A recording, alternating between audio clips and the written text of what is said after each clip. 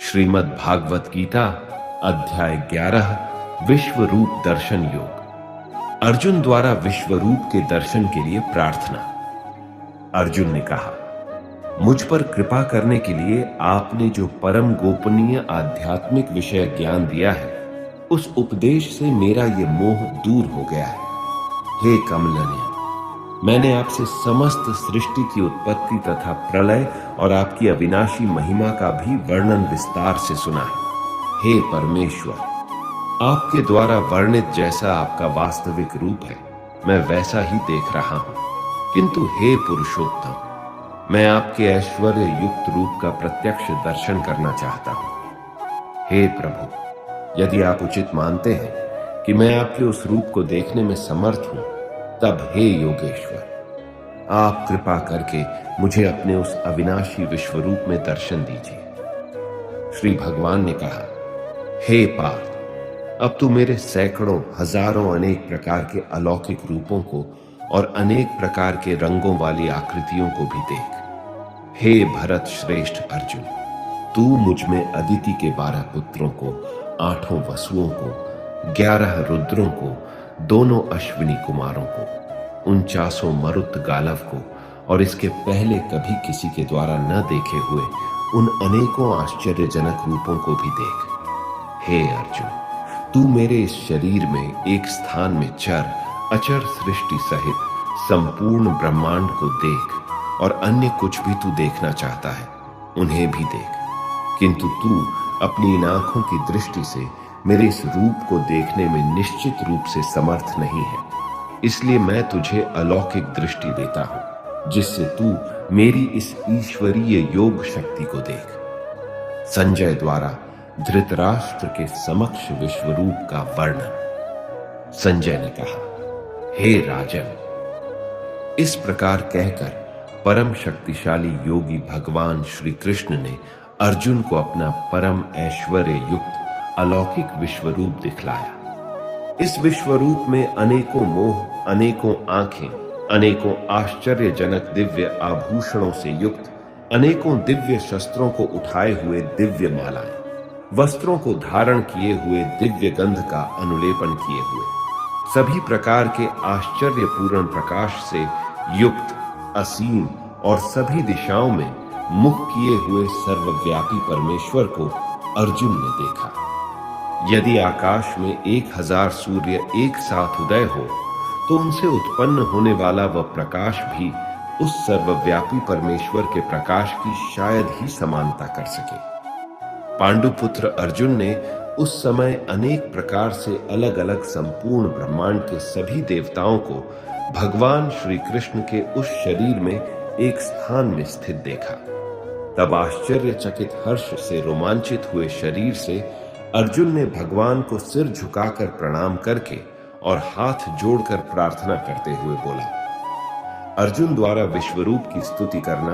अर्जुन ने कहा, हे भगवान श्री कृष्ण, मैं आपके शरीर में समस्त देवताओं को तथा अनेकों विशेष प्राणियों को एक साथ देख रहा हूं, और कमल के आसन पर स्थित ब्रह्मा जी को, शिव जी को, समस्त ऋषियों को और दिव्य सर्पों को भी देख रहा हूं।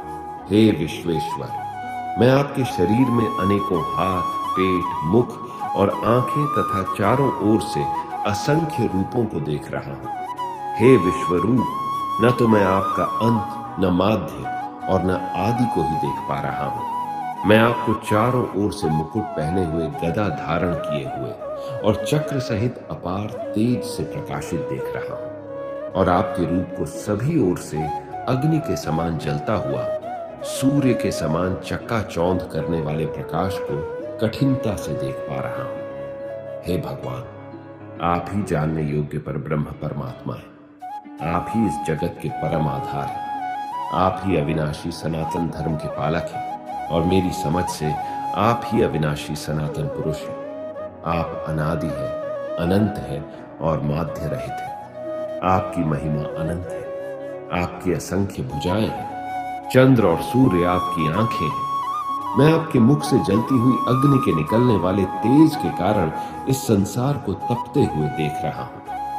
हे महापुरुष, संपूर्ण आकाश से लेकर पृथ्वी तक के बीच केवल आप ही अकेले सभी दिशाओं में व्याप्त हैं और आपके इस भयंकर आश्चर्यजनक रूप को देखकर तीनों लोग भयभीत हो रहे हैं। सभी देवों के समूह आप में प्रवेश कर रहे हैं। उनमें से कुछ भयभीत होकर हाथ जोड़कर आपका गुणगान कर रहे हैं और महर्षि गण और सिद्धों के समूह कल्याण हो इस प्रकार कहकर उत्तम वैदिक मंत्रों द्वारा आपकी स्तुति कर रहे हैं। शिव के सभी रूप, सभी आदित्य गण, सभी वसु, सभी साध्य गण, संपूर्ण विश्व के देवता, दोनों अश्विनी कुमार तथा समस्त मरुत गण और पितरों का समूह, सभी गंधर्व, सभी यक्ष, समस्त राक्षस और सिद्धों के समूह, वह सभी आश्चर्यचकित होकर आपको देख रहे हैं। हे महाबाहु, आपके अनेकों मुख, आंखें, अनेकों हाथ, जंघा, पैरों, अनेकों पेट और अनेकों दांतों के कारण विराट रूप को देखकर सभी लोग व्याकुल हो रहे हैं और उन्हीं की तरह मैं भी व्याकुल हो रहा हूं। हे वैष्णव, आकाश को स्पर्श करता हुआ अनेकों प्रकाशमान रंगों से युक्त मुख को फैलाए हुए और आपकी चमकती हुई बड़ी बड़ी आंखों को देखकर मेरा मन भयभीत हो रहा है।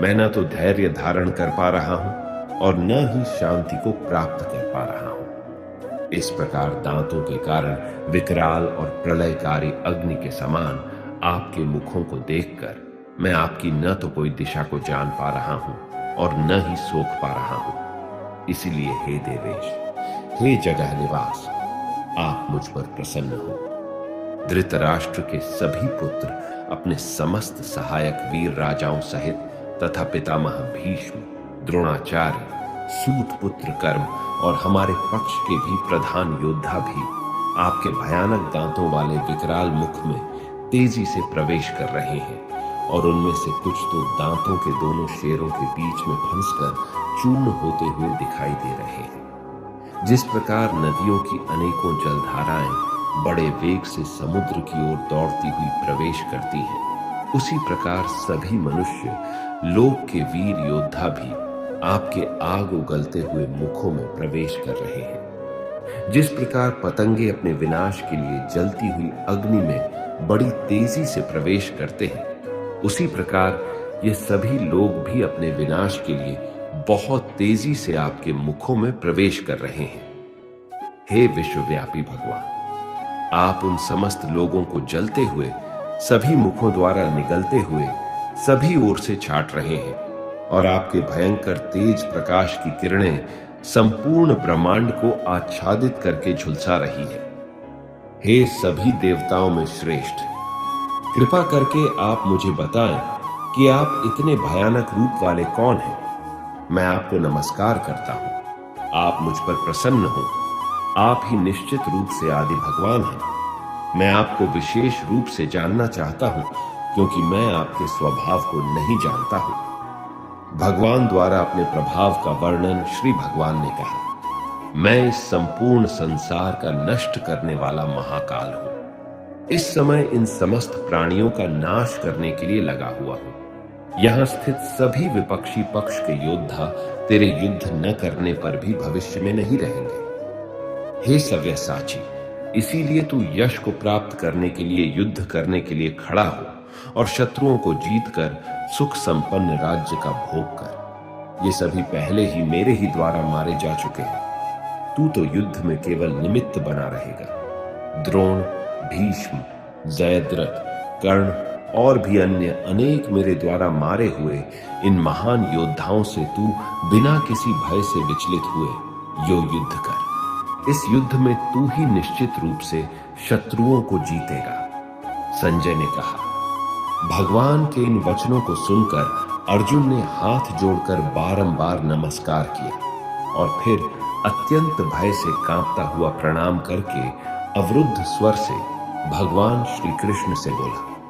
अर्जुन ने कहा, हे अंतर्यामी प्रभु, ये उचित ही है कि आपके नाम के कीर्तन से संपूर्ण संसार अत्यंत हर्षित होकर आपके प्रति अनुरक्त हो रहा है तथा आसुरी स्वभाव के प्राणी आपके भय के कारण इधर उधर भाग रहे हैं और सभी सिद्ध पुरुष आपको नमस्कार कर रहे हैं। हे महात्मा, ये सभी श्रेष्ठ जन आपको नमस्कार क्यों ना करें, क्योंकि आप ही ब्रह्मा को भी उत्पन्न करने वाले हैं। हे अनंत, हे देवाधिदेव, हे जगत के आश्रय, आप अविनाशी, समस्त कारणों के मूल कारण और आप ही परम तत्व हैं। आप आदिदेव सनातन पुरुष हैं। आप इस संसार के परम आश्रय हैं। आप जानने योग्य हैं तथा आप ही जानने वाले हैं। आप ही परम धाम हैं और आपके ही द्वारा यह संसार अनंत रूपों में व्याप्त है। आप वायु, यम, अग्नि, वरुण, चंद्रमा तथा सभी प्राणियों के पिता ब्रह्मा भी हैं और आप ही ब्रह्मा के पिता भी हैं। आपको बारंबार नमस्कार, आपको हजारों बार नमस्कार। हे असीम शक्तिमान, मैं आपको आगे से, पीछे से और सभी ओर से भी नमस्कार करता हूं, क्योंकि आप ही सब कुछ है। आप अनंत पराक्रम के स्वामी हैं। आप ही से समस्त संसार व्याप्त है, अतः आप ही सब कुछ है। आपको अपना मित्र मानकर मैंने हठपूर्वक आपको हे कृष्ण, हे यादव, हे सखा, इस प्रकार आपकी महिमा को जाने बिना मूर्खतावश या प्रेमवश जो कुछ कहा है। हे अच्युत, यही नहीं, हंसी मजाक में आराम करते हुए, सोते हुए, बैठते हुए या भोजन करते हुए, कभी अकेले में या कभी मित्रों के सामने मैंने आपका जो अनादर किया है, उन सभी अपराधों के लिए मैं क्षमा मांगता हूं। आप इस चल और अचल जगत के पिता और आप ही इस जगत में पूज्यनीय आध्यात्मिक गुरु हैं। हे अचिंत्य शक्ति वाले प्रभु, तीनों लोकों में अन्य न तो कोई आपके समान हो सकता है और न ही कोई आपसे बढ़कर हो सकता है। अतः मैं समस्त जीवों के पूजनीय भगवान के चरणों में गिरकर साष्टांग प्रणाम करके आपकी कृपा के लिए प्रार्थना करता हूं। हे मेरे प्रभु, जिस प्रकार पिता अपने पुत्र के अपराधों को, मित्र अपने मित्र के अपराधों को और प्रेमी अपनी प्रिय के अपराधों को सहन कर लेता है, उसी प्रकार आप मेरे अपराधों को सहन करने की कृपा करें। अर्जुन द्वारा चतुर्भुज रूप के लिए प्रार्थना पहले कभी न देखे गए। आपके इस रूप को देखकर मैं हर्षित हो रहा हूं और साथ ही मेरा मन भय के कारण विचलित भी हो रहा है। इसलिए हे देवताओं के स्वामी, हे जगत के आश्रय, आप मुझ पर प्रसन्न होकर अपने पुरुषोत्तम रूप को मुझे दिखलाइए। हे हजारों भुजाओं वाले विराट स्वरूप भगवान, मैं आपके मुकुट धारण किए हुए और हाथों में शंख, चक्र, गदा और पद्म लिए रूप का दर्शन करना चाहता हूं। कृपा करके आप चतुर्भुज रूप में प्रकट हो। भगवान द्वारा विश्व रूप के दर्शन की महिमा और चतुर्भुज दर्शन श्री भगवान ने कहा। हे अर्जुन, मैंने प्रसन्न होकर अपनी अंतरंग शक्ति के प्रभाव से तुझे अपना दिव्य विश्वरूप दिखाया है। मेरे इस तेजोमय अनंत विश्वरूप को तेरे अतिरिक्त अन्य किसी के द्वारा पहले कभी नहीं देखा गया है। हे कुरु श्रेष्ठ, मेरे इस विश्वरूप को मनुष्य लोक में न तो यज्ञों के द्वारा, न वेदों के अध्ययन द्वारा, न दान के द्वारा, न पुण्य कर्मों के द्वारा और न कठिन तपस्या द्वारा ही देखा जाना संभव है। मेरे इस विश्वरूप को तेरे अतिरिक्त अन्य किसी के द्वारा पहले कभी नहीं देखा गया है। हे मेरे परम भक्त, तू मेरे इस विकराल रूप को देखकर न तो अधिक विचलित हो और न ही मोहग्रस्त हो। अब तू पुनः सभी चिंताओं से मुक्त होकर प्रसन्नचित से मेरे इस चतुर्भुज रूप को देख। संजय ने कहा। वासुदेव भगवान श्री कृष्ण ने अर्जुन से इस प्रकार कहने के बाद अपना वैष्णव स्वरूप चतुर्भुज रूप को प्रकट किया और फिर दो भुजाओं वाले मनुष्य स्वरूप को प्रदर्शित करके भयभीत अर्जुन को धैर्य बंधाया। अर्जुन ने कहा, हे जनार्दन, आपके इस अत्यंत सुंदर मनुष्य रूप को देखकर अब मैं स्थिर चित्त हो गया हूं और अपनी स्वाभाविक स्थिति को प्राप्त हो गया हूं। श्री भगवान ने कहा, मेरा जो चतुर्भुज रूप तुमने देखा है, उसे देख पाना अत्यंत दुर्लभ है। देवता भी इस शाश्वत रूप के दर्शन की आकांक्षा करते रहते हैं। मेरे इस चतुर्भुज रूप को, जिसको तेरे द्वारा देखा गया है, इस रूप को न वेदों के अध्ययन से, न तपस्या से, न दान से और न यज्ञ से ही देखा जाना संभव है। हे अर्जुन, केवल अनन्य भक्ति के द्वारा ही मेरा साक्षात दर्शन किया जा सकता है, वास्तविक स्वरूप को जाना जा सकता है और इसी विधि से मुझ में प्रवेश भी पाया जा सकता है। हे पांडुपुत्र, जो मनुष्य केवल मेरी शरण होकर मेरे ही लिए संपूर्ण कर्तव्य कर्मों को करता है, मेरी भक्ति में स्थित रहता है, सभी कामनाओं से मुक्त रहता है और समस्त प्राणियों से मैत्री भाव रखता है, वह मनुष्य निश्चित रूप से मुझे ही प्राप्त करता है। इस प्रकार उपनिषद, ब्रह्म विद्या तथा योग शास्त्र रूप श्रीमद् भागवत गीता के श्री कृष्ण अर्जुन संवाद में विश्वरूप दर्शन योग नाम का 11वां अध्याय संपूर्ण हुआ।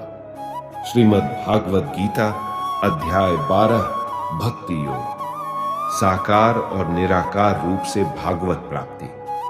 अर्जुन ने पूछा, हे भगवान, जो विधि आपने बताई है उसी विधि के अनुसार अनन्य भक्ति से आपकी शरण होकर कुछ लोग आपके सगुण साकार रूप की निरंतर पूजा आराधना करते हैं। अन्य लोग जो आपकी शरण न होकर अपने भरोसे आपके निर्गुण निराकार रूप की पूजा आराधना करते हैं, इन दोनों प्रकार के योगियों में किसे अधिक पूर्व सिद्ध योगी माना जाए? श्री भगवान बोले, हे अर्जुन, जो मनुष्य मुझ में अपने मन को स्थिर करके निरंतर मेरे सगुण साकार रूप की पूजा में लगे रहते हैं और अत्यंत श्रद्धा पूर्वक मेरे दिव्य स्वरूप की आराधना करते हैं, वह मेरे द्वारा योगियों में अधिक पूर्ण सिद्ध योगी माने जाते हैं। लेकिन जो मनुष्य मन बुद्धि के चिंतन से परे परमात्मा के अविनाशी, सर्वव्यापी, अकल्पनीय, निराकार, अचल स्थित स्वरूप की उपासना करते हैं, वह मनुष्य भी अपनी सभी इंद्रियों को वश में करके सभी परिस्थितियों में समान भाव से और सभी प्राणियों के हित में लगे रहकर मुझे ही प्राप्त होते हैं। निराकार स्वरूप के प्रति आसक्त मन वाले मनुष्य को परमात्मा की प्राप्ति अत्यधिक कष्टपूर्ण होती है, क्योंकि जब तक शरीर द्वारा कर्तापन का भाव रहता है तब तक अव्यक्त परमात्मा की प्राप्ति दुखप्रद होती है। परंतु हे अर्जुन, जो मनुष्य अपने सभी कर्मों को मुझे अर्पित करके मेरी शरण होकर अनन्य भाव से भक्ति योग में स्थित होकर निरंतर मेरा चिंतन करते हुए मेरी आराधना करते हैं, मुझ में स्थिर मन वाले उन मनुष्यों का मैं जन्म मृत्यु रूपी संसार सागर से अतिशीघ्र ही उद्धार कर देता हूं। हे अर्जुन, तू अपने मन को मुझ में ही स्थिर कर और मुझ में ही अपनी बुद्धि को लगा। इस प्रकार तू निश्चित रूप से मुझ में ही सदैव निवास करेगा, इसमें किसी प्रकार का संदेह नहीं है। हे अर्जुन, यदि तू अपने मन को मुझ में स्थिर नहीं कर सकता है तो भक्ति योग के अभ्यास द्वारा मुझे प्राप्त करने की इच्छा उत्पन्न कर। यदि तू भक्ति योग का अभ्यास भी नहीं कर सकता है तो केवल मेरे लिए कर्म करने का प्रयत्न कर। इस प्रकार तू मेरे लिए कर्मों को करता हुआ मेरी प्राप्ति रूपी परम सिद्धि को ही प्राप्त करेगा। यदि तू मेरे लिए कर्म भी नहीं कर सकता है तो मुझ पर आश्रित होकर सभी कर्मों के फलों का त्याग करके समर्पण के साथ आत्मा स्थित महापुरुष की शरण ग्रहण कर उनकी प्रेरणा से कर्म अपने आप होने लगेगा। बिना समझे मन को स्थिर करने के अभ्यास से ज्ञान का अनुशीलन करना श्रेष्ठ है। ज्ञान से ध्यान श्रेष्ठ समझा जाता है और ध्यान से सभी कर्मों के फलों का त्याग श्रेष्ठ है, क्योंकि ऐसे त्याग से शीघ्र ही परम शांति की प्राप्ति होती है। भक्ति में स्थित मनुष्य के लक्षण: जो मनुष्य किसी से द्वेष नहीं करता है, सभी प्राणियों के प्रति मैत्री भाव रखता है, सभी जीवों के प्रति दया भाव रखने वाला होता है तथा ममता से मुक्त, मिथ्या अहंकार से मुक्त, सुख और दुख को समान समझने वाला और सभी के अपराधों को क्षमा करने वाला है। ऐसे लक्षण उन मनुष्यों के हैं जो मेरी भक्ति में स्थित है। जो मनुष्य निरंतर भक्ति भाव में स्थिर रहकर सदैव प्रसन्न रहता है, दृढ़ निश्चय के साथ मन सहित इंद्रियों को वश किए रहता है और मन एवं बुद्धि को मुझे अर्पित किए हुए रहता है, ऐसा भक्त मुझे प्रिय होता है। जो मनुष्य न तो किसी के मन को विचलित करता है और न ही अन्य किसी के द्वारा विचलित होता है, जो हर्ष, संताप और भय, चिंताओं से मुक्त है, ऐसा भक्त भी मुझे प्रिय होता है। जो मनुष्य किसी भी प्रकार की इच्छा नहीं करता है, जो शुद्ध मन से मेरी आराधना में स्थित है, जो सभी कष्टों के प्रति उदासीन रहता है और जो सभी कर्मों को मुझे अर्पण करता है, ऐसा भक्त मुझे प्रिय होता है। जो मनुष्य न तो कभी हर्षित होता है, न ही कभी शोक करता है, न ही कभी पछताता है और न ही कामना करता है, जो शुभ और अशुभ सभी कर्म फलों को मुझे अर्पित करता है, ऐसी भक्ति में स्थित भक्त मुझे प्रिय होता है। जो मनुष्य शत्रु और मित्र में मान तथा अपमान में समान भाव में स्थित रहता है, जो सर्दी और गर्मी में, सुख तथा दुख आदि द्वंद्वों में भी समान भाव में स्थित रहता है और जो दूषित संगति से मुक्त रहता है, ऐसा भक्त मुझे प्रिय है। जो निंदा और स्तुति को सामान समझता है, जिसकी मन सहित सभी इंद्रियां शांत है, जो हर प्रकार की परिस्थिति में सदैव संतुष्ट रहता है और जिसे अपने निवास स्थान में कोई आसक्ति नहीं होती है, ऐसा स्थिर बुद्धि के साथ भक्ति में स्थित मनुष्य मुझे प्रिय होता है। परंतु जो मनुष्य इस धर्म रूपी अमृत का ठीक उसी प्रकार से पालन करते हैं जैसा मेरे द्वारा कहा गया है, और जो पूर्ण श्रद्धा के साथ मेरी शरण ग्रहण किए रहते हैं, ऐसी भक्ति में स्थित भक्त मुझको अत्यधिक प्रिय होता है। इस प्रकार उपनिषद, ब्रह्म विद्या तथा योग शास्त्र रूप श्रीमद् भागवत गीता के श्री कृष्ण अर्जुन संवाद में भक्ति योग नाम का 12वां अध्याय संपूर्ण हुआ। श्रीमद् भागवत गीता अध्याय 13 क्षेत्र क्षेत्रज्ञ विभाग योग। अर्जुन ने पूछा, हे केशव, मैं आपसे प्रकृति एवं पुरुष क्षेत्र एवं क्षेत्रज्ञ और ज्ञान एवं ज्ञान के लक्ष्य के विषय में जानना चाहता हूं। श्री भगवान ने कहा, हे कुंती पुत्र, यह शरीर ही क्षेत्र कहलाता है, अर्थात कर्म क्षेत्र कहलाता है, और जो इस क्षेत्र को जानने वाला है वह क्षेत्रज्ञ अर्थात आत्मा कहलाता है।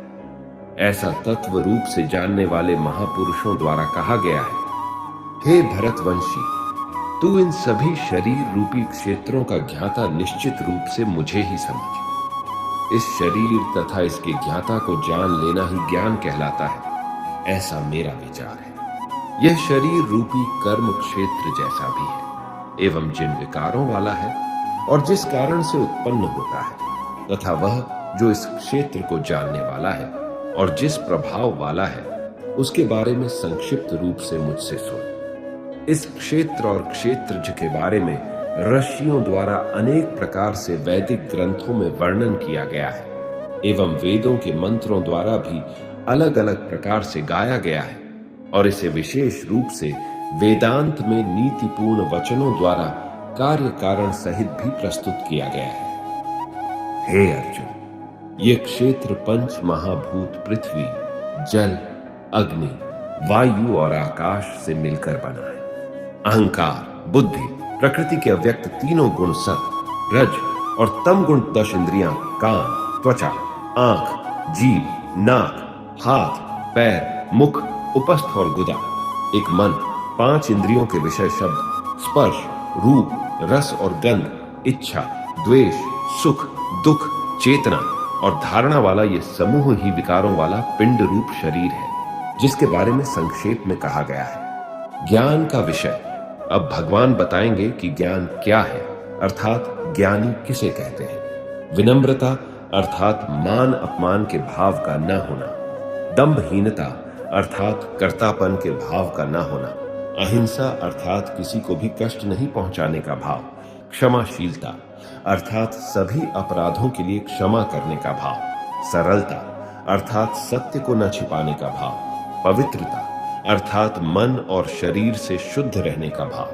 गुरु भक्ति अर्थात श्रद्धा सहित गुरु की सेवा करने का भाव, दृढ़ता अर्थात संकल्प में स्थिर रहने का भाव, और आत्म संयम अर्थात इंद्रियों को वश में रखने का भाव, इंद्रिय विषयों अर्थात शब्द, रूप, रस, गंध, स्पर्श के प्रति वैराग्य का भाव, मिथ्या अहंकार न करने का भाव, जन्म, मृत्यु, बुढ़ापा, रोग, दुख और अपनी बुराइयों का बार बार चिंतन करने का भाव, पुत्र, स्त्री, घर और अन्य भौतिक वस्तुओं के प्रति आसक्त न होने का भाव, शुभ और अशुभ की प्राप्ति पर भी निरंतर एक समान रहने का भाव, मेरे अतिरिक्त अन्य किसी वस्तु को प्राप्त न करने का भाव, बिना विचलित हुए मेरी भक्ति में स्थिर रहने का भाव, शुद्ध है एकांत स्थान में रहने का भाव और सांसारिक भोगों में लिप्त मनुष्यों के प्रति आसक्ति के भाव का न होना, निरंतर आत्म स्वरूप में स्थित रहने का भाव और तत्व स्वरूप परमात्मा से साक्षात्कार करने का भाव, यह सब मेरे द्वारा ज्ञान कहा गया है और इनके अतिरिक्त जो भी है वह अज्ञान है। क्षेत्रज्ञ का ज्ञान, हे अर्जुन, जो जानने योग्य है, अब मैं उसके विषय में बताऊंगा, जिसे जानकर मृत्यु को प्राप्त होने वाला मनुष्य अमृत तत्व को प्राप्त होता है, जिसका जन्म कभी नहीं होता है, जो कि मेरे अधीन रहने वाला है, वह न तो करता है और न ही कारण है, उसे परम ब्रह्म परमात्मा कहा जाता है। वह परमात्मा सभी ओर से हाथ पांव वाला है, वह सभी ओर से आंखें, सिर तथा मुख वाला है, वह सभी ओर सुनने वाला है और वही संसार में सभी वस्तुओं में व्याप्त होकर स्थित है। वह परमात्मा समस्त इंद्रियों का मूल स्रोत है, फिर भी वह सभी इंद्रियों से परे स्थित रहता है। वह सभी का पालन करता होते हुए भी अनासक्त भाव में स्थित रहता है और वही प्रकृति के गुणों सत, रज, तम से परे स्थित होकर भी समस्त गुणों का भोगता है। वह परमात्मा चर अचर सभी प्राणियों के अंदर और बाहर भी स्थित है। उसे अति सूक्ष्म होने के कारण इंद्रियों के द्वारा नहीं जाना जा सकता है। वह अत्यंत दूर स्थित होने पर भी सभी प्राणियों के अत्यंत पास भी वही स्थित है। वह परमात्मा सभी प्राणियों में अलग अलग स्थित होते हुए भी एक रूप में ही स्थित रहता है। यद्यपि वही समस्त प्राणियों को ब्रह्म रूप से उत्पन्न करने वाला है, विष्णु रूप से पालन करने वाला है और रौद्र रूप से संहार करने वाला है। वह परमात्मा सभी प्रकाशित होने वाली वस्तुओं के प्रकाश का मूल स्रोत होते हुए भी अंधकार से परे स्थित रहता है। वही ज्ञान स्वरूप आत्मा है, वही जानने योग्य परमात्मा है, वही ज्ञान स्वरूप आत्मा द्वारा प्राप्त करने वाला लक्ष्य है और वही सभी के हृदय में विशेष रूप से स्थित रहता है। इस प्रकार कर्म क्षेत्र अर्थात शरीर, ज्ञान स्वरूप अर्थात आत्मा और जानने योग्य अर्थात परमात्मा के स्वरूप का संक्षेप में वर्णन किया गया है। मेरे भक्त ही यह सब जानकर मेरे स्वभाव को प्राप्त होते हैं। ज्ञान सहित प्रकृति पुरुष का विषय, हे अर्जुन, इस प्रकृति अर्थात भौतिक जड़ प्रकृति एवं पुरुष अर्थात परमात्मा, इन दोनों को ही तू निश्चित रूप से अनादि समझ और राग द्वेष आदि विकारों को प्रकृति के तीनों गुणों से उत्पन्न हुआ ही समझ, जिसके द्वारा कार्य उत्पन्न किए जाते हैं और जिसके द्वारा कार्य संपन्न किए जाते हैं, उसे ही भौतिक प्रकृति कहा जाता है और प्राणी सुख तथा दुख के भोग का कारण कहा जाता है। भौतिक प्रकृति में स्थित होने के कारण ही प्राणी प्रकृति के तीनों गुणों से उत्पन्न पदार्थों को भोगता है और प्रकृति के गुणों की संगति के कारण ही जीव उत्तम और अधम योनियों में जन्म को प्राप्त होता रहता है। सभी शरीरों का पालन पोषण करने वाला परमेश्वर ही भौतिक प्रकृति का भोक्ता साक्षी भाव में स्थित होकर अनुमति देने वाला है, जो कि इस शरीर में आत्मा के रूप में स्थित होकर परमात्मा कहलाता है। जो मनुष्य इस प्रकार जीव को प्रकृति के गुणों के साथ ही जानता है, वह वर्तमान में किसी भी परिस्थिति में स्थित होने पर भी सभी प्रकार से मुक्त रहता है और वह फिर से जन्म को प्राप्त नहीं होता है। कुछ मनुष्य ध्यान योग में स्थित होकर परमात्मा को अपने अंदर हृदय में देखते हैं। कुछ मनुष्य वैदिक कर्मकांड के अनुशीलन के द्वारा और अन्य मनुष्य निष्काम कर्म योग द्वारा परमात्मा को प्राप्त होते हैं। कुछ ऐसे भी मनुष्य हैं जो आध्यात्मिक ज्ञान को नहीं जानते हैं, परंतु वो अन्य महापुरुषों से परमात्मा के विषय में सुनकर उपासना करने लगते हैं। परमात्मा के विषय में सुनने की इच्छा करने के कारण वह मनुष्य भी मृत्यु रूपी संसार सागर को निश्चित रूप से पार कर जाते हैं। हे भरतवंशी अर्जुन, इस संसार में जो कुछ भी उत्पन्न होता है और जो भी चर अचर प्राणी अस्तित्व में है उन सबको तो क्षेत्र अर्थात जड़ प्रकृति और क्षेत्रज्ञ अर्थात चेतन प्रकृति के सहयोग से ही उत्पन्न हुआ समझ।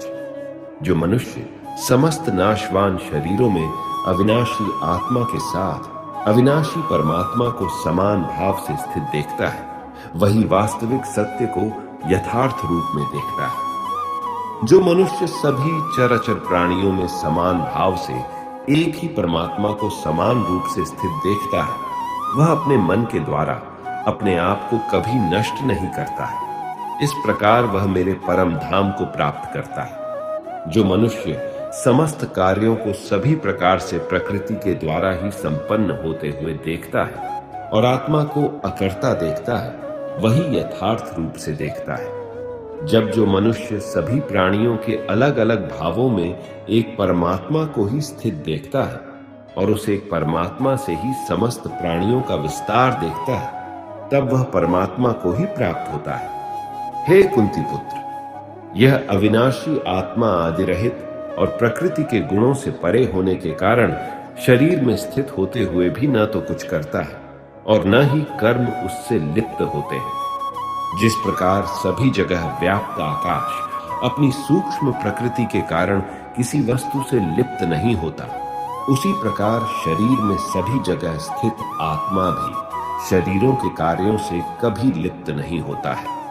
हे भरतवंशी अर्जुन, जिस प्रकार एक ही सूर्य इस संपूर्ण ब्रह्मांड को प्रकाशित करता है, उसी प्रकार शरीर में स्थित एक ही आत्मा संपूर्ण शरीर को अपनी चेतना से प्रकाशित करता है। जो मनुष्य इस प्रकार शरीर और शरीर के स्वामी के अंतर को अपने ज्ञान नेत्रों से देखता है, तो वह जीव प्रकृति से मुक्त होने की विधि को जानकर मेरे परम धाम को प्राप्त होता है। इस प्रकार उपनिषद, ब्रह्म विद्या तथा योग शास्त्र रूप श्रीमद् भागवत गीता के श्री कृष्ण अर्जुन संवाद में क्षेत्र क्षेत्रज्ञ विभाग योग नाम का 13वां अध्याय संपूर्ण हुआ। श्रीमद् भागवत गीता अध्याय 14 गुण त्रय विभाग योग, प्रकृति और पुरुष द्वारा जगत की उत्पत्ति। श्री भगवान ने कहा, हे अर्जुन, समस्त ज्ञानों में भी सर्वश्रेष्ठ इस परम ज्ञान को मैं तेरे लिए फिर से कहता हूं, जिसे जानकर सभी संत मुनियों ने इस संसार से मुक्त होकर परम सिद्धि को प्राप्त किया है।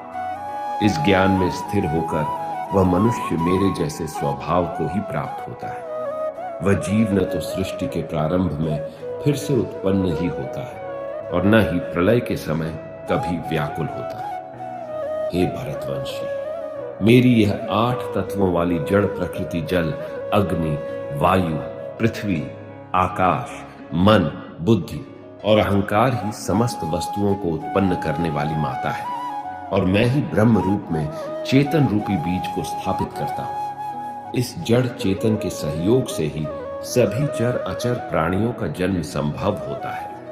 हे अर्जुन, नाना प्रकार की सभी योनियों में जितने भी शरीरधारी प्राणी उत्पन्न होते हैं, प्रकृति उन सब की गर्भ धारण करने वाली माता है और मैं बीज को स्थापन करने वाला पिता हूं। प्रकृति के गुणों की क्रियाशीलता, हे महाबाहु अर्जुन, सात्विक गुण, राजसिक गुण और तामसिक गुण, ये तीनों गुण भौतिक प्रकृति से ही उत्पन्न होते हैं। प्रकृति से उत्पन्न तीनों गुणों के कारण ही अविनाशी जीवात्मा शरीर में बंध जाती है।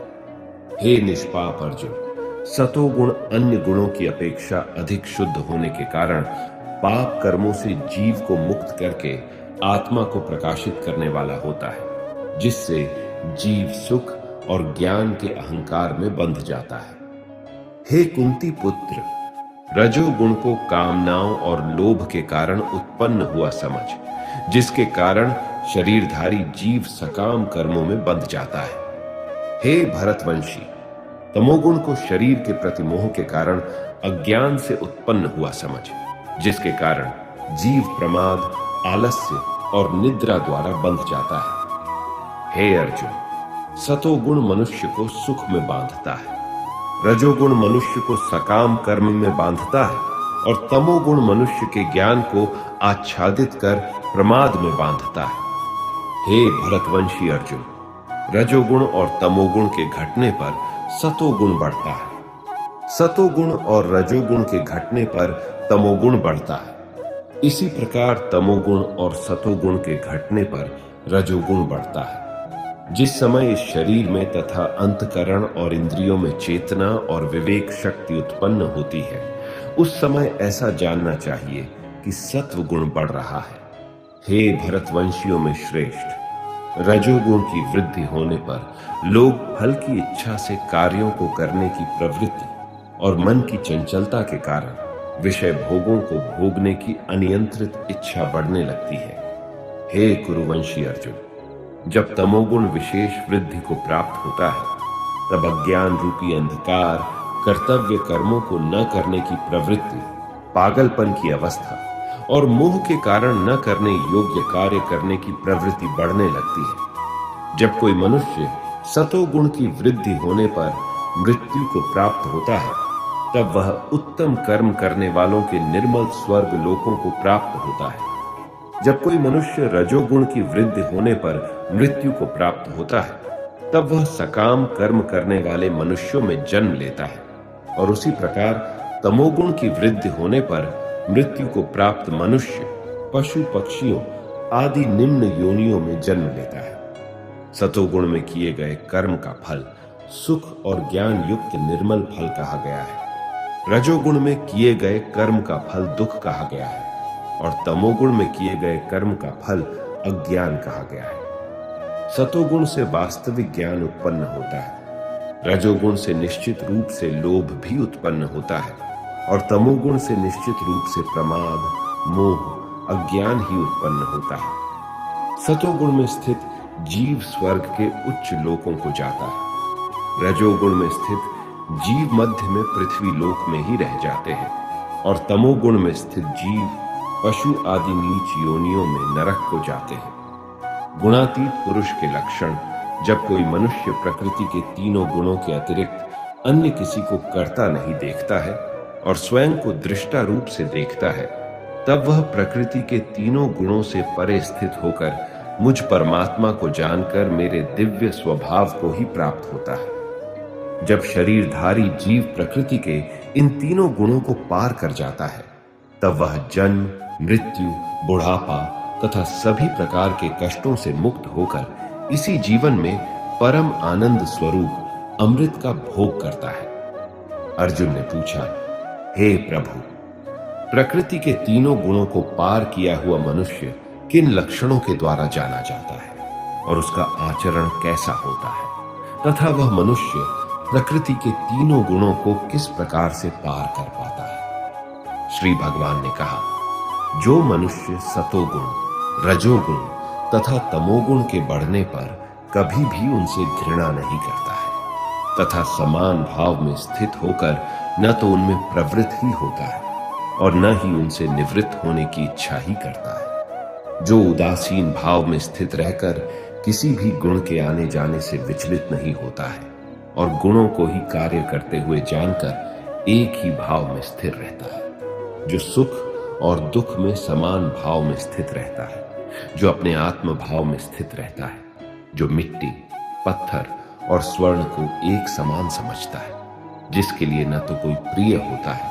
और न ही कोई अप्रिय होता है, तथा जो निंदा और स्तुति में अपना धीरज नहीं खोता है, जो मान और अपमान को एक समान समझता है, जो मित्र और शत्रु के पक्ष में समान भाव में रहता है, तथा जिसमें सभी कर्मों को करते हुए भी कर्तापन का भाव नहीं होता है, ऐसे मनुष्य को प्रकृति के गुणों से अतीत कहा जाता है। जो मनुष्य हर परिस्थिति में बिना विचलित हुए अनन्य भाव से मेरी भक्ति में स्थिर रहता है, वह भक्त प्रकृति के तीनों गुणों को अतिशीघ्र पार करके ब्रह्म पद पर स्थित हो जाता है। उस अविनाशी ब्रह्म पद का मैं ही अमृत स्वरूप, शाश्वत स्वरूप, धर्म स्वरूप और परम आनंद स्वरूप एकमात्र आश्रय हो। इस प्रकार उपनिषद, ब्रह्म विद्या तथा योग शास्त्र रूप श्रीमद् भागवत गीता के श्री कृष्ण अर्जुन संवाद में प्राकृतिक गुण विभाग योग नाम का 14वां अध्याय संपूर्ण हुआ। श्रीमद् भागवत गीता अध्याय 15 पुरुषोत्तम योग। संसार रूपी वृक्ष का वर्णन। श्री भगवान ने कहा, हे अर्जुन, इस संसार को अविनाशी वृक्ष कहा गया है, जिसकी जड़ें ऊपर की ओर है और शाखाएं नीचे की ओर, तथा इस वृक्ष के पत्ते वैदिक स्रोत हैं। जो इस अविनाशी वृक्ष को जानता है वही वेदों का जानकार है। इस संसार रूपी वृक्ष की समस्त योनियां रूपी शाखाएं नीचे और ऊपर सभी ओर फैली हुई है। इस वृक्ष की शाखाएं प्रकृति के तीनों गुणों द्वारा विकसित होती है। इस वृक्ष की इंद्रिय विषय रूपी कोपले है। इस वृक्ष की जड़ों का विस्तार नीचे की ओर भी होता है, जो कि सकाम कर्म रूप से मनुष्यों के लिए फल रूपी बंधन उत्पन्न करती है। इस संसार रूपी वृक्ष के वास्तविक स्वरूप का अनुभव इस जगत में नहीं किया जा सकता है, क्योंकि न तो इसका आदि है और न ही इसका अंत है और न ही इसका कोई आधार ही है। अत्यंत दृढ़ता से स्थित इस वृक्ष को केवल वैराग्य रूपी हथियार के द्वारा ही काटा जा सकता है। वैराग्य रूपी हथियार से काटने के बाद मनुष्य को उस परम पद रूप परमात्मा के मार्ग की खोज करनी चाहिए। जिस मार्ग पर पहुंचा हुआ मनुष्य इस संसार में फिर कभी वापस नहीं लौटता है, फिर मनुष्य को उस परमात्मा के शरणागत हो जाना चाहिए, जिस परमात्मा से इस आदि रहित संसार रूपी वृक्ष की उत्पत्ति और विस्तार होता है। जो मनुष्य मान, प्रतिष्ठा और मोह से मुक्त है तथा जिसने सांसारिक विषयों में लिप्त मनुष्यों की संगति को त्याग दिया है, जो निरंतर परमात्म स्वरूप में स्थित रहता है, जिसकी सांसारिक कामनाएं पूर्ण रूप से समाप्त हो चुकी है और जिसका सुख दुख नाम का भेद समाप्त हो गया है, ऐसा मोह से मुक्त हुआ मनुष्य उस अविनाशी परम पद को प्राप्त करता है। उस परम धाम को न तो सूर्य प्रकाशित करता है, न चंद्रमा प्रकाशित करता है और न ही अग्नि प्रकाशित करती है। जहां पहुंचकर कोई भी मनुष्य इस संसार में वापस नहीं आता है, वही मेरा परम धाम है। जीव और आत्मा का वर्णन। हे अर्जुन, संसार में प्रत्येक शरीर में स्थित जीवात्मा मेरा ही सनातन अंश है, जो कि मन सहित 6 इंद्रियों के द्वारा प्रकृति के अधीन होकर कार्य करता है। शरीर का स्वामी जीवात्मा 6 इंद्रियों के कार्यों को संस्कार रूप में ग्रहण करके एक शरीर का त्याग करके दूसरे शरीर में उसी प्रकार चला जाता है, जिस प्रकार वायु गंध को एक स्थान से ग्रहण करके दूसरे स्थान में ले जाती है। इस प्रकार दूसरे शरीर में स्थित होकर जीवात्मा कान, आंख, त्वचा, जीभ, नाक और मन की सहायता से ही विषयों का भोग करता है। जीवात्मा शरीर का किस प्रकार त्याग कर सकती है, किस प्रकार शरीर में स्थित रहती है और किस प्रकार प्रकृति के गुणों के अधीन होकर विषयों का भोग करती है, मूर्ख मनुष्य कभी भी इस प्रक्रिया को नहीं देख पाते हैं। केवल वही मनुष्य देख पाते हैं जिनकी आंखें ज्ञान के प्रकाश से प्रकाशित हो गई हैं। योग के अभ्यास में प्रयत्नशील मनुष्य ही अपने हृदय में स्थित इस आत्मा को देख सकते हैं, किंतु जो मनुष्य योग के अभ्यास में नहीं लगे हैं, ऐसे अज्ञानी प्रयत्न करते रहने पर भी इस आत्मा को नहीं देख पाते हैं। जगत में परमात्मा की स्थिति का वर्णन। हे अर्जुन, जो प्रकाश सूर्य में स्थित है, जिससे समस्त संसार प्रकाशित होता है, जो प्रकाश चंद्रमा में स्थित है और जो प्रकाश अग्नि में स्थित है, उस प्रकाश को तू मुझसे ही उत्पन्न समझ। मैं ही प्रत्येक लोक में प्रवेश करके अपनी शक्ति से सभी प्राणियों को धारण करता हूं और मैं ही चंद्रमा के रूप से वनस्पतियों में जीवन रस बनकर समस्त प्राणियों का पोषण करता हूं। मैं ही पाचन अग्नि के रूप में समस्त जीवों के शरीर में स्थित रहता हूं। मैं ही प्राण वायु और अप्राण वायु को संतुलित रखते हुए 4 प्रकार के चबाने वाले, पीने वाले, चाटने वाले और चूसने वाले अन्नों को पचाता हूं। मैं ही समस्त जीवों के हृदय में आत्मा रूप में स्थित हूं। मेरे द्वारा ही जीव को वास्तविक स्वरूप की स्मृति, विस्मृति और ज्ञान होता है। मैं ही समस्त वेदों के द्वारा जानने योग्य हूं। मुझसे ही समस्त वेद उत्पन्न होते हैं और मैं ही समस्त वेदों को जानने वाला हूं। शरीर, आत्मा और परमात्मा का वर्णन। हे अर्जुन, संसार में दो प्रकार के ही जीव होते हैं, एक नाशवान और दूसरे अविनाशी। इनमें समस्त जीवों के शरीर तो नाशवान होते हैं और समस्त जीवों की आत्मा को अविनाशी कहा जाता है, परंतु इन दोनों के अतिरिक्त एक श्रेष्ठ पुरुष है जिसे परमात्मा कहा जाता है। वह अविनाशी भगवान तीनों लोकों में प्रवेश करके सभी प्राणियों का भरण पोषण करता है, क्योंकि मैं ही क्षर और अक्षर दोनों से परे स्थित सर्वोत्तम हूं। इसीलिए संसार में तथा वेदों में पुरुषोत्तम रूप में विख्यात हूं। हे भरतवंशी अर्जुन, जो मनुष्य इस प्रकार मुझको संशय रहित होकर भगवान रूप से जानता है, वह मनुष्य मुझे ही सब कुछ जानकर सभी प्रकार से मेरी ही भक्ति करता है। हे निष्पाप अर्जुन, इस प्रकार ये शास्त्रों का अति गोपनीय रहस्य मेरे द्वारा कहा गया है।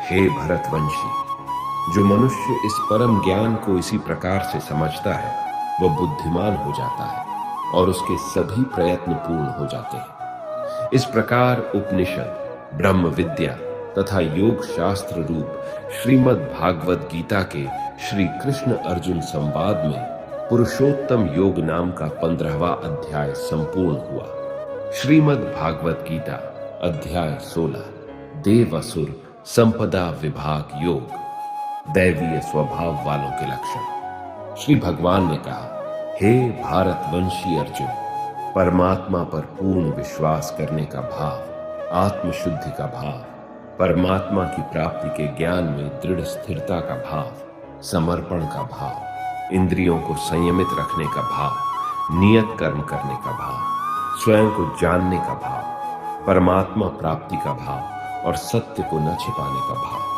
किसी को भी कष्ट नहीं पहुंचाने का भाव, मन और वाणी से एक होने का भाव, गुस्सा रोकने का भाव, मन की चंचलता को रोकने का भाव, किसी की भी निंदा न करने का भाव, समस्त प्राणियों के प्रति करुणा का भाव, लोभ से मुक्त रहने का भाव, इंद्रियों का विषयों के साथ सहयोग होने पर भी उनमें आसक्त न होने का भाव, कोमलता का भाव, गलत कार्य हो जाने पर लज्जा का भाव और असफलता पर विचलित न होने का भाव, ईश्वरीय तेज का होना, अपराधों के लिए माफ कर देने का भाव, किसी भी परिस्थिति में विचलित न होने का भाव, मन और शरीर से शुद्ध रहने का भाव, किसी से भी ईर्ष्या न करने का भाव और सम्मान न पाने का भाव। ये सभी तो दैवीय स्वभाव वाले मनुष्य के लक्षण हैं। हे पृथापुत्र, पाखंड, घमंड, अभिमान, क्रोध, निष्ठुरता और अज्ञानता, ये सभी आसुरी स्वभाव वाले मनुष्य के लक्षण हैं। दैवीय गुण मुक्ति का कारण बनते हैं और आसुरी गुण बंधन का कारण माने जाते हैं। हे पांडुपुत्र अर्जुन, तू शोक मत कर, क्योंकि तू दैवीय गुणों से युक्त होकर उत्पन्न हुआ है। आसुरी स्वभाव वालों के लक्षण। हे अर्जुन, इस संसार में उत्पन्न सभी मनुष्यों के स्वभाव दो प्रकार के ही होते हैं, एक दैवीय स्वभाव और दूसरा आसुरी स्वभाव। उनमें से दैवीय गुणों को तू विस्तार पूर्वक कह चुका हूं। अब तू आसुरी गुणों को भी मुझसे सुन। आसुरी स्वभाव वाले मनुष्य यह नहीं जानते हैं कि क्या करना चाहिए और क्या नहीं करना चाहिए। वह न तो बाहर से और न अंदर से ही पवित्र होते हैं। वह न तो कभी उचित आचरण करते हैं और न ही उनमें सत्य ही पाया जाता है। आसुरी स्वभाव वाले मनुष्य कहते हैं कि जगत झूठा है, इसका न तो कोई आधार है और न ही कोई ईश्वर है। यह संसार बिना किसी कारण के केवल स्त्री पुरुष के संसर्ग से उत्पन्न हुआ है। कामेच्छा के अतिरिक्त अन्य कोई कारण नहीं है। इस प्रकार की दृष्टि को स्वीकार करने वाले मनुष्य जिनका आत्मज्ञान नष्ट हो गया है, वह बुद्धिहीन होते हैं। ऐसे आसुरी स्वभाव वाले मनुष्य केवल विनाश के लिए ही अनुपयोगी कर्म करते हैं, जिससे संसार का अहित होता है। आसुरी स्वभाव वाले मनुष्य कभी न तृप्त होने वाले काम वासनाओं के अधीन झूठी मान प्रतिष्ठा के अहंकार से युक्त मोहग्रस्त होकर जड़ वस्तुओं को प्राप्त करने के लिए अपवित्र संकल्प धारण किए रहते हैं। आसुरी स्वभाव वाले मनुष्य जीवन के अंतिम समय तक असंख्य चिंताओं के अधीन रहते हैं। उनके जीवन का परम लक्ष्य केवल इंद्रिय तृप्ति के लिए ही निश्चित रहता है। आसुरी स्वभाव वाले मनुष्य आशा रूपी सैकड़ों रस्सियों से बंधे हुए कामनाओं और क्रोध के अधीन होकर इंद्रिय विषय भोगों के लिए अवैध रूप से धन को जमा करने की इच्छा करते रहते हैं। आसुरी स्वभाव वाले मनुष्य सोचते रहते हैं कि आज मैंने इतना धन प्राप्त कर लिया है, अब इससे और अधिक धन प्राप्त कर लूंगा। मेरे पास आज इतना धन है, भविष्य में बढ़कर और अधिक हो जाएगा। आसुरी स्वभाव वाले मनुष्य सोचते रहते हैं कि वह शत्रु मेरे द्वारा मारा गया और उन अन्य शत्रुओं को भी मैं मार डालूंगा। मैं ही भगवान हूं, मैं ही समस्त ऐश्वर्य को भोगने वाला हूं, मैं ही सिद्ध हूं, मैं ही सबसे शक्तिशाली हूं और मैं ही सबसे सुखी हूं। आसुरी स्वभाव वाले मनुष्य सोचते रहते हैं कि मैं सबसे धनी हूं, मेरा संबंध बड़े कुलीन परिवार से है, मेरे समान अन्य कौन है, मैं यज्ञ करूंगा, दान दूंगा और इस प्रकार मैं जीवन का मजा लूंगा। इस प्रकार आसुरी स्वभाव वाले मनुष्य अज्ञानवश मोहग्रस्त होते रहते हैं। अनेक प्रकार की चिंताओं से भ्रमित होकर मोह रूपी जाल से बंधे हुए इंद्रिय विषय भोगों में आसक्त आसुरी स्वभाव वाले मनुष्य महान अपवित्र नरक में गिर जाते हैं। आसुरी स्वभाव वाले स्वयं को ही श्रेष्ठ मानने वाले घमंडी मनुष्य धन और झूठी मान प्रतिष्ठा के मद में लीन होकर केवल नाम मात्र के लिए बिना किसी शास्त्र विधि के घमंड के साथ यज्ञ करते हैं। आसुरी स्वभाव वाले मनुष्य मिथ्या अहंकार, बल, घमंड, कामनाओं और क्रोध के अधीन होकर अपने और दूसरों के शरीर में स्थित मुझ परमात्मा की निंदा करने वाले ईर्ष्यालु होते हैं। आसुरी स्वभाव वाले ईर्ष्यालु, क्रूर कर्मी और मनुष्यों में अधम होते हैं। ऐसे अधम मनुष्यों को मैं संसार रूपी सागर में निरंतर आसुरी योनियों में ही गिराता रहता हूं। हे कुंती पुत्र, आसुरी योनि को प्राप्त हुए मूर्ख मनुष्य अनेकों जन्मों तक आसुरी योनि को ही प्राप्त होते रहते हैं। ऐसे आसुरी स्वभाव वाले मनुष्य मुझे प्राप्त न होकर अत्यंत निम्न योनि को ही प्राप्त होते हैं। शास्त्र अनुकूल आचरणों के लिए प्रेरणा। हे अर्जुन, जीवात्मा का विनाश करने वाले काम, क्रोध और लोभ, ये तीन प्रकार के द्वार मनुष्य को नरक में ले जाने वाले हैं। इसलिए इन तीनों को त्याग देना चाहिए। हे कुंती पुत्र, जो मनुष्य इन तीनों अज्ञान रूपी नरक के द्वारों से मुक्त हो जाता है, वह मनुष्य अपनी आत्मा के लिए कल्याणकारी कर्म का आचरण करता हुआ परमात्मा को प्राप्त हो जाता है। जो मनुष्य कामनाओं के वश में होकर शास्त्रों की विधियों को त्याग कर अपने ही मन से उत्पन्न की गई विधियों से कर्म करता रहता है, वह मनुष्य न तो सिद्धि को प्राप्त कर पाता है, न सुख को प्राप्त कर पाता है और न परम गति को ही प्राप्त हो पाता है। हे अर्जुन, मनुष्य को क्या कर्म करना चाहिए और क्या कर्म नहीं करना चाहिए, इसके लिए शास्त्र ही एकमात्र प्रमाण होता है। इसीलिए तुझे संसार में शास्त्र की विधि को जानकर ही कर्म करना चाहिए। इस प्रकार उपनिषद, ब्रह्म विद्या तथा योग शास्त्र रूप श्रीमद् भागवत गीता के श्री कृष्ण अर्जुन संवाद में देव असुर संपदा विभाग योग नाम का 16वां अध्याय संपूर्ण हुआ। श्रीमद् भागवत गीता अध्याय 17 श्रद्धा त्रय विभाग योग। स्वभाव के अनुसार श्रद्धा। अर्जुन ने कहा, हे कृष्ण, जो मनुष्य शास्त्रों के विधान को त्याग कर पूर्ण श्रद्धा से युक्त होकर पूजा करते हैं, उनकी श्रद्धा सतोगुणी, रजोगुणी, तमोगुणी या अन्य किस प्रकार की होती है? श्री भगवान ने कहा, शरीर धारण करने वाले सभी मनुष्यों की श्रद्धा प्राकृतिक गुणों के अनुसार सात्विक, राजसी और तामसी 3 प्रकार की ही होती है। अब इसके विषय में मुझसे सुन।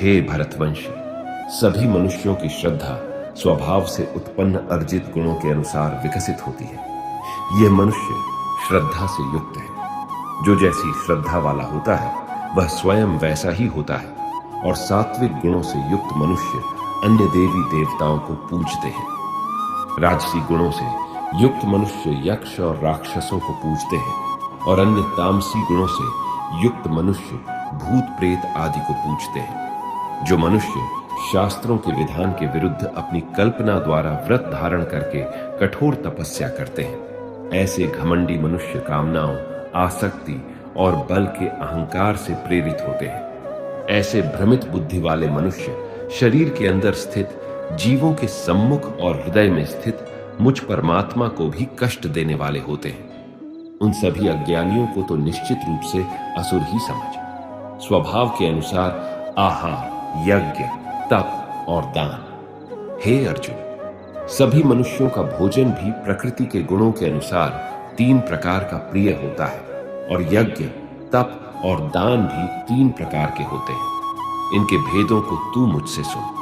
जो भोजन आयु को बढ़ाने वाले, मन बुद्धि को शुद्ध करने वाले, शरीर को स्वस्थ कर शक्ति देने वाले, सुख और संतोष को प्रदान करने वाले, रसयुक्त, चिकना और मन को स्थिर रखने वाले तथा हृदय को भाने वाले होते हैं। ऐसे भोजन सतोगुणी मनुष्यों को प्रिय होते हैं। कड़वे, खट्टे, नमकीन, अत्यधिक गर्म, छटपटे, रूखे, जलन उत्पन्न करने वाले भोजन रजोगुणी मनुष्यों को रुचिकर होते हैं, जो कि दुख, शोक तथा रोग उत्पन्न करने वाले होते हैं। जो भोजन अधिक समय का रखा हुआ, स्वादहीन, दुर्गंध युक्त, सड़ा हुआ, अन्य के द्वारा झूठा किया हुआ और अपवित्र होता है, वह भोजन तमोगुणी मनुष्यों को प्रिय होता है। जो यज्ञ बिना किसी फल की इच्छा से शास्त्रों के निर्देशानुसार किया जाता है और जो यज्ञ मन को स्थिर करके कर्तव्य समझकर किया जाता है, वह सात्विक किया गया होता है। परंतु हे भारत श्रेष्ठ, जो यज्ञ केवल फल की इच्छा के लिए अहंकार से युक्त होकर किया जाता है, उसको तू राजसी यज्ञ समझ। जो यज्ञ शास्त्रों के निर्देशों के बिना, अन्न का वितरण किए बिना, वैदिक मंत्रों के उच्चारण के बिना, पुरोहितों को दक्षिणा दिए बिना और श्रद्धा के बिना किए जाते हैं, उन यज्ञ को तामसी यज्ञ माना जाता है। ईश्वर, ब्राह्मण, गुरु, माता पिता के समान पूजनीय व्यक्तियों का पूजन करना, आचरण की शुद्धता, मन की शुद्धता, इंद्रियों विषयों के प्रति अनासक्ति और मन, वाणी और शरीर से किसी को भी कष्ट न पहुंचाना, शरीर संबंधी तप कहा जाता है। किसी को भी कष्ट न पहुंचाने वाले शब्द बोलना, सत्य बोलना, प्रिय लगने वाले हितकारी शब्द बोलना और वेद शास्त्रों का उच्चारण द्वारा अध्ययन करना वाणी संबंधी तप कहा जाता है। मन में संतुष्टि का भाव, सभी प्राणियों के प्रति आदर का भाव, केवल ईश्वरीय चिंतन का भाव, मन को आत्मा में स्थिर करने का भाव और सभी प्रकार से मन को शुद्ध करना मन संबंधी तप कहा जाता है। पूर्ण श्रद्धा से युक्त होकर मनुष्यों द्वारा बिना किसी फल की इच्छा से उपर्युक्त 3 प्रकार से जो तप किया जाता है, उसे सात्विक तप कहा जाता है। जो तप आदर पाने की कामना से, सम्मान पाने की इच्छा से और पूजा कराने के लिए स्वयं को निश्चित रूप से कर्ता मानकर किया जाता है, उसे क्षणिक फल देने वाला राजसिक तप कहा जाता है। जो तप मूर्खतावश अपने सुख के लिए दूसरों को कष्ट पहुंचाने की इच्छा से अथवा दूसरों के विनाश की कामना से किया जाता है, उसे तामसी तप कहा जाता है। जो दान कर्तव्य समझकर बिना किसी उपकार के भावना से उचित स्थान में, उचित समय पर और योग्य व्यक्ति को ही दिया जाता है, उसे सात्विक दान कहा जाता है। किंतु जो दान बदले में कुछ पाने की भावना से अथवा किसी प्रकार के फल की कामना से और बिना इच्छा के दिया जाता है, उसे राजसी दान कहा जाता है। जो दान अनुचित स्थान में, अनुचित समय पर अज्ञानता के साथ अपमान करके अयोग्य व्यक्तियों को दिया जाता है, उसे तामसी दान कहा जाता है।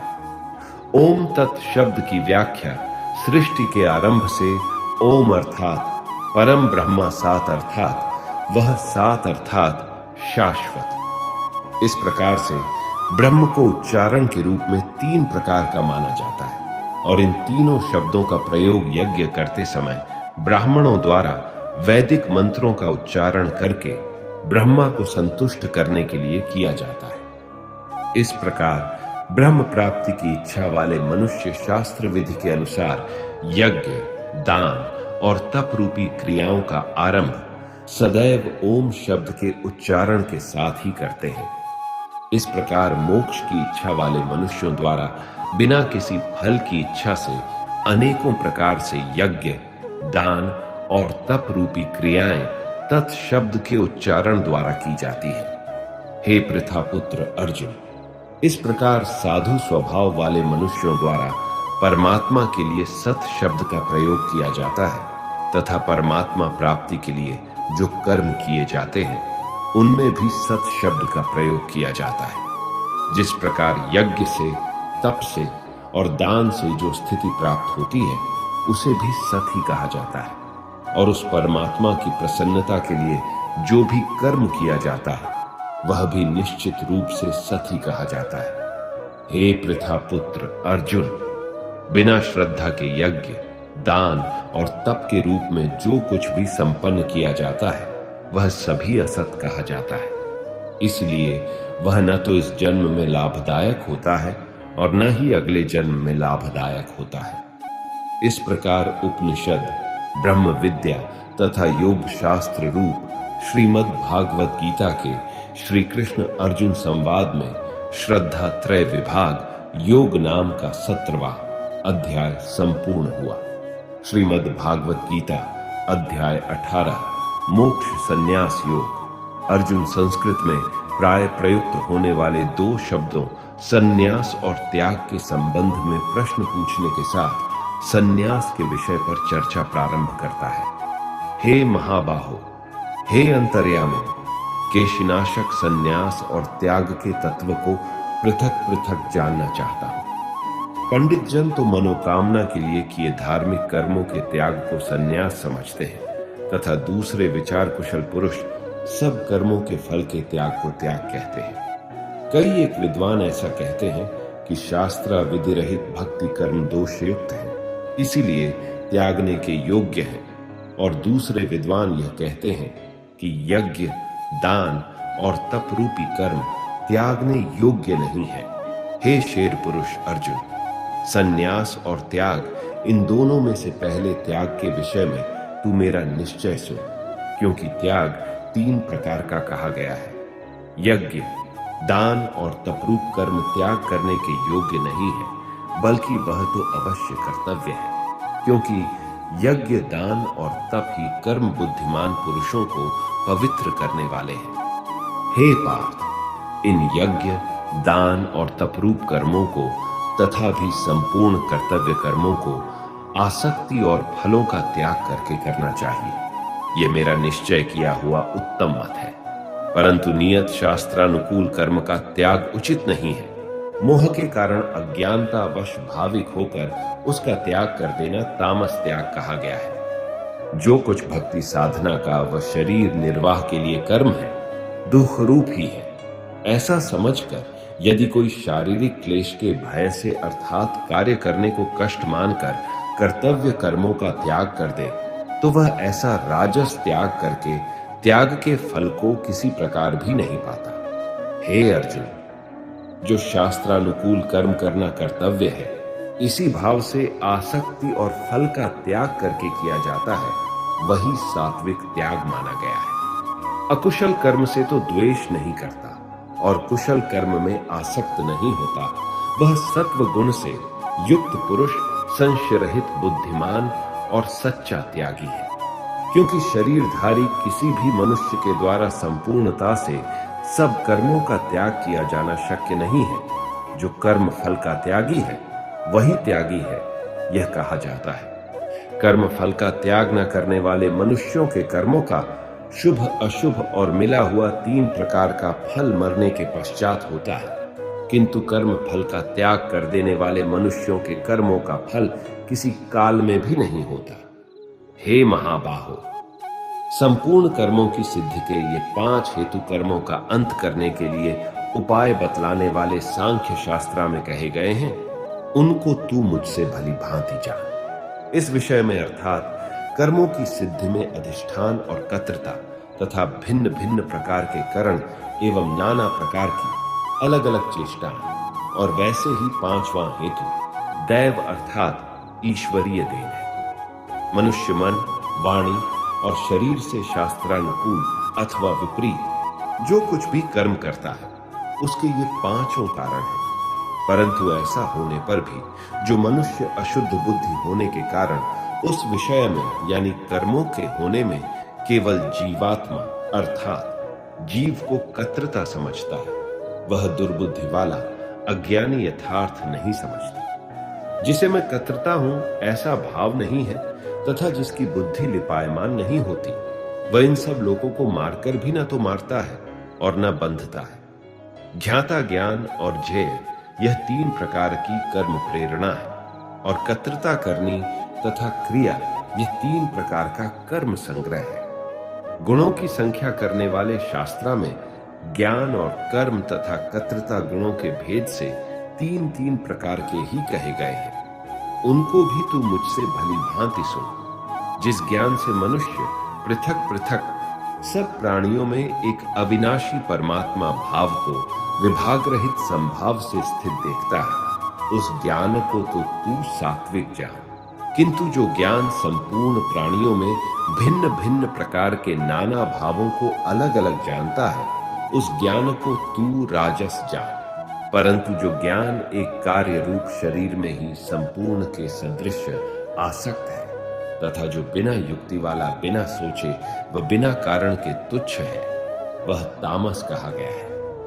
जो कर्म शास्त्रानुकूल कर्तृतापन के अभिमान से रहित हो तथा फल न चाहने वाले द्वारा बिना राग द्वेष के किया गया हो, वह सात्विक कहा जाता है। परंतु जो कर्म बहुत परिश्रम से युक्त होता है तथा भोगों को चाहने वाले पुरुष या अहंकार युक्त किया जाता है, वह कर्म राजस कहा गया है। जो कर्म परिणाम हानि, हिंसा और सामर्थ्य को न विचार कर केवल अज्ञान से आरंभ किया जाता है, वह कर्म तामस कहा जाता है। कर्तृता संग्रहित अहंकार के वचन न बोलने वाला धैर्य और उत्साह से युक्त तथा कार्य के सिद्ध होने और न होने में विकारों से रहित सात्विक कहा जाता है। कर्तृता आसक्ति से युक्त कर्मों के फल को चाहने वाला और लोभी है तथा दूसरों को कष्ट देने के स्वभाव वाला अशुद्धाचारी और हर्ष शोक से लिप्त है, वह राजस कहा गया है। कर्तृता अयुक्त स्वाभाविक घमंडी, धूर्त और दूसरों की जीविका का नाश करने वाला तथा शोक करने वाला, आलसी और आज के कार्य को कल पर छोड़ना तामस कहा जाता है। हे धनंजय, अब तू बुद्धि का और धृति का भी गुणों के अनुसार तीन प्रकार का भेद मेरे द्वारा संपूर्णता से विभाग पूर्वक कहा जाने वाला सुन। हे पार्थ, जो बुद्धि प्रवृत्ति मार्ग और निवृत्ति मार्ग को कर्तव्य और अकर्तव्य को, भय और अभय को तथा बंधन और मोक्ष को यथार्थ जानती है, वह बुद्धि सात्विकी है। हे पार्थ, मनुष्य जिस बुद्धि के द्वारा धर्म और अधर्म को तथा कर्तव्य और अकर्तव्य को भी यथार्थ नहीं जानता, वह बुद्धि राजसी है। हे अर्जुन, जो तमोगुण से घिरी हुई बुद्धि अर्धम को भी यह धर्म है ऐसा मान लेती है तथा इसी प्रकार अन्य संपूर्ण पदार्थों को भी विपरीत मान लेती है, वह बुद्धि तामसी है। हे पार्थ, जिस अव्यभिचारिणी एक इष्ट पर आधारित धारण शक्ति से मनुष्य भक्ति योग के द्वारा मन, श्वास और इंद्रियों की क्रियाओं को धारण करता है, वह धृति सात्विकी है। परंतु हे प्रथापुत्र अर्जुन, फल की इच्छा वाला मनुष्य जिस धारण शक्ति के द्वारा अत्यंत आसक्ति से धर्म, अर्थ और कामों को धारण करता है, वह धारण भक्ति राजसी है। हे पार्थ, नीच स्वभाव वाला जिस निंद्रा, भय, चिंता और दुख को तथा नशे को भी नहीं छोड़ता, वह भक्ति धारण तामसी है। हे भरत श्रेष्ठ, अब तीन प्रकार के सुख को भी तू मुझसे सुन। जिस भजन अभ्यास में लीन रहता है और जिससे दुखों के अंत को प्राप्त हो जाता है, जो ऐसा सुख है, वह आरंभ काल में यद्यपि विष के तुल्य प्रतीत होता है, परंतु परिणाम में अमृत के तुल्य है। इसलिए वह परमात्म विषयक बुद्धि के प्रसाद से उत्पन्न होने वाला सुख सात्विक कहा गया है। जो सुख विषय और इंद्रियों के संयोग से होता है, वह पहले भोग काल में अमृत के तुल्य प्रतीत होने पर भी परिणाम में विष के तुल्य है। इसलिए वह सुख राजस कहा गया है। जो सुख तथा पहले भोग काल में तथा परिणाम में आत्मा को मोहित करने वाला है, वह निंद्रा, आलस्य और प्रमाद से उत्पन्न सुख तामस कहा गया है। पृथ्वी में या आकाश में अथवा देवताओं में फिर कहीं भी वह ऐसा कोई भी सत्व नहीं है जो प्रकृति से उत्पन्न इन तीनों गुणों से रहित हो। हे परंतप, ब्राह्मण, क्षत्रिय और वैश्यों के तथा शूद्रों के कर्म स्वभाव से उत्पन्न गुणों के द्वारा विभक्त किए गए हैं। छुआछूत रहित तथा सुख दुहक को प्रभु कृपया जानना, इंद्रियों का दमन करना, धार्मिक नियमों के पालन के लिए कष्ट सहना, बाहर भीतर से शुद्ध रहना अर्थात छलकपट रहित रहना, दूसरों के अपराधों को क्षमा करना, मन, इंद्रिय और शरीर को सरल रखना, शास्त्रा विधि अनुसार भक्ति से परमेश्वर तथा उसके सतलोक में श्रद्धा रखना प्रभु भक्ति बहुत आवश्यक है, नहीं तो मानव जीवन व्यर्थ है। यह साधारण ज्ञान तथा पूर्ण परमात्मा कौन है, कैसा है, उसकी प्राप्ति की विधि क्या है, इस प्रकार का ज्ञान और परमात्मा के तत्व ज्ञान को जानना तथा अन्य तीनों वर्णों को शास्त्रा विधि अनुसार साधना समझाना ही ब्रह्म के विषय में कर्तव्य कर्म को जानने वाले ब्राह्मण के कर्म है, जो स्वभाव जनित होते हैं, क्योंकि भगवान प्राप्ति के विषय में भक्त के स्वाभाविक कर्म है। शूरवीरता, तेज, धैर्य, चतुरता और युद्ध में भी न भागना, दान देना और पूर्ण परमात्मा में रुचि स्वामी भाव, ये सब के सभी क्षत्रिय के स्वाभाविक कर्म है। खेती, गौ रक्षा और उदर के लिए परमात्मा प्राप्ति का सौदा करना, ये वैश्य के स्वाभाविक कर्म है, तथा सब वर्णों की सेवा तथा पूर्ण प्रभु की भक्ति करना शूद्र का भी स्वाभाविक कर्म है। अपने अपने स्वाभाविक व्यवहारिक कर्मों तथा सत भक्ति रूपी कर्मों में तत्परता से लगा हुआ मनुष्य परम सिद्धि को प्राप्त हो जाता है।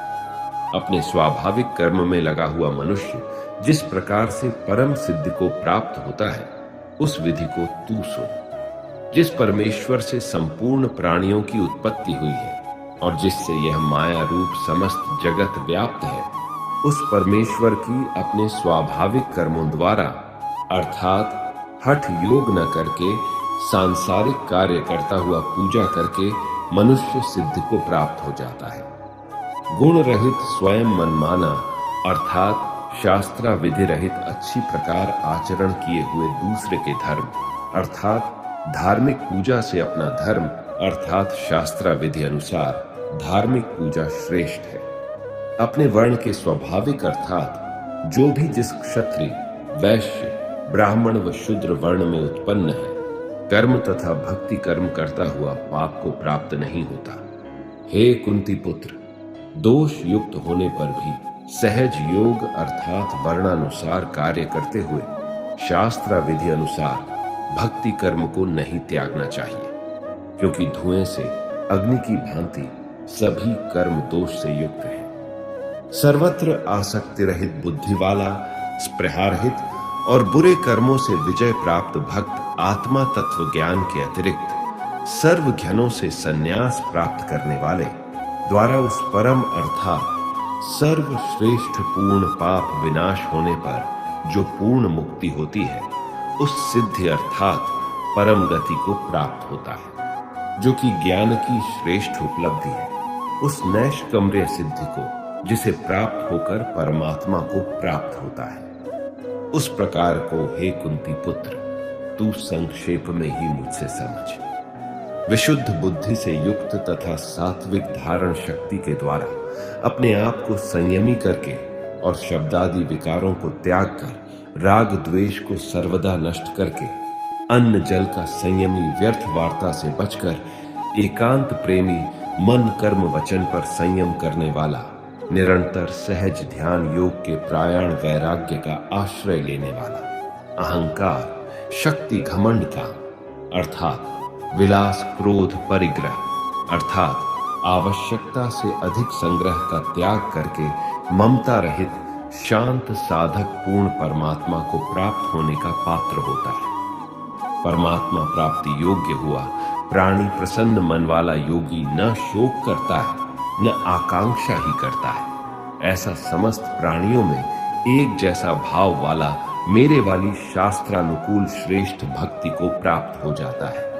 वह भक्त मुझको जो और जितना हूं ठीक वैसा का वैसा तत्व से जान लेता है तथा उस भक्ति से मुझको तत्व से जानकर तत्काल ही पूर्ण परमात्मा की भक्ति में लीन हो जाता है। मेरे द्वारा बताए शास्त्रानुकूल मार्ग के आश्रित अर्थात मतावलंबी संपूर्ण कर्मों को सदा करता हुआ भी मेरे उस मत अर्थात शास्त्रानुकूल साधना के पूर्ण ज्ञान की कृपया से सनातन अविनाशी पद को प्राप्त हो जाता है। सब कर्मों को मन से त्याग कर तथा ज्ञान योग को आश्रय करके मेरे मत पर आधारित होकर और निरंतर मेरे में चितवाला होकर तू मेरे द्वारा बताई शास्त्रानुकूल विचारधारा की कृपया से समस्त संकटों को अनायास ही पार कर जाएगा। और यदि अहंकार के कारण मेरे वचनों को न सुनेगा तो नष्ट हो जाएगा, अर्थात योग भ्रष्ट हो गया तो नष्ट हो जाएगा।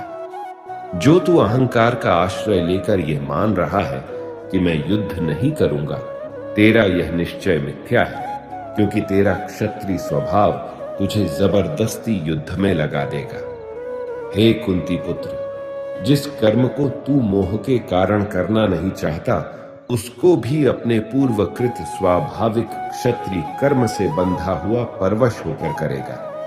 हे अर्जुन, शरीर रूप यंत्रा में आरूढ़ हुए संपूर्ण प्राणियों को अंतर्यामी ईश्वर अपनी माया से उनके कर्मों के अनुसार भ्रमण करवाता हुआ सब प्राणियों के हृदय में स्थित है। हे भाई, तू सब प्रकार से उस परमेश्वर की ही शरण में जा। उस परमात्मा की कृपा से ही तू परम शांति को तथा सदा रहने वाला सतलोक को अर्थात सतलोक को प्राप्त होगा। इस प्रकार गोपनीय से अति गोपनीय ज्ञान मैंने तुझसे कह दिया। इस रहस्ययुक्त ज्ञान को पूर्णतया भली भांति विचार कर, जैसे चाहता है वैसे ही कर। संपूर्ण गोपनीयों से अति गोपनीय मेरे परम रहस्य युक्त हितकारक वचन तुझे फिर कहूंगा, इसे सुन। यह पूर्ण ब्रह्म मेरा पक्का निश्चित इष्ट देव अर्थात पूज्य देव है। एक मन वाला मेरा मतानुसार भक्त हो, मतानुसार मेरा पूजन करने वाला मुझको प्रणाम कर।